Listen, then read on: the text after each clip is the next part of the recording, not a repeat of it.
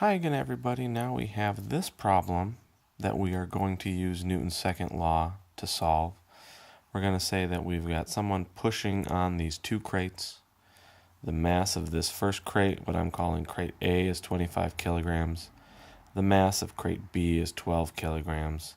And let's say the person is pushing with a force of 145 newtons. I want to know what the acceleration is. And I also want to know the force of box B pushing on box A. So there is a way, and we will allude to this, that we can solve this problem by treating this as a single mass. We're going to treat it as two separate masses because that's going to allow us to also answer this question.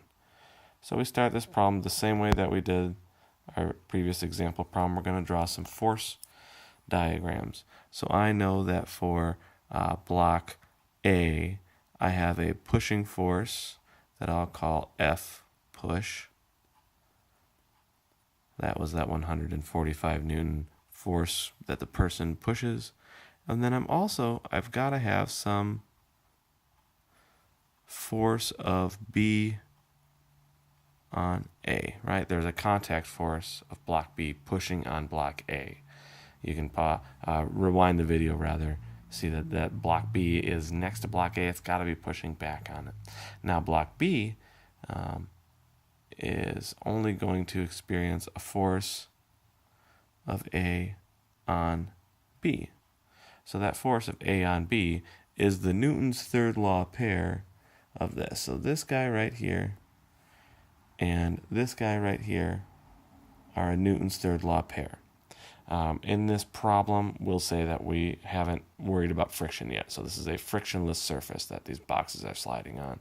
So these are my only forces in the x direction. Now for completeness, we can draw a normal force for block A and a gravitational force, let's call it FGA, and a normal force and a gravitational force for block B. Looking at what our Newton's second law equations would say then, for block A in the x direction, I would have F push minus FB on A, and that's got to equal the mass of block A times the acceleration in the x direction.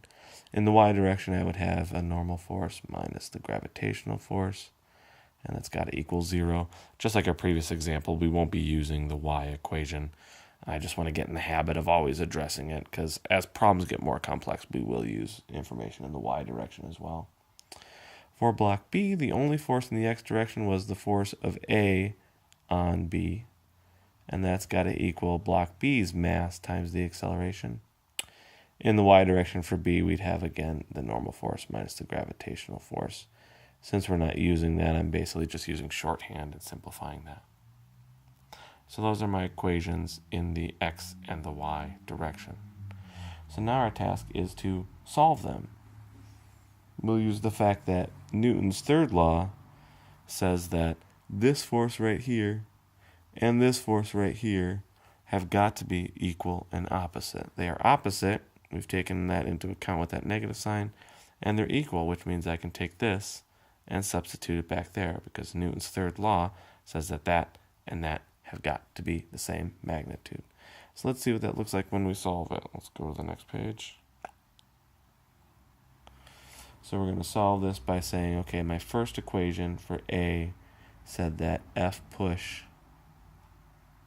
minus FB on A equals mass of A times my acceleration A. And that was the acceleration in the x direction.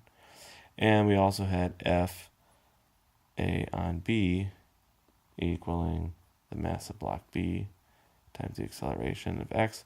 But by Newton's third law, this has also got to equal FB on A.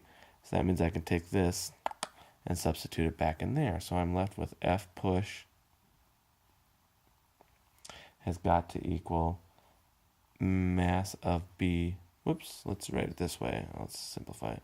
F push minus mass of B AX equals mass of A AX.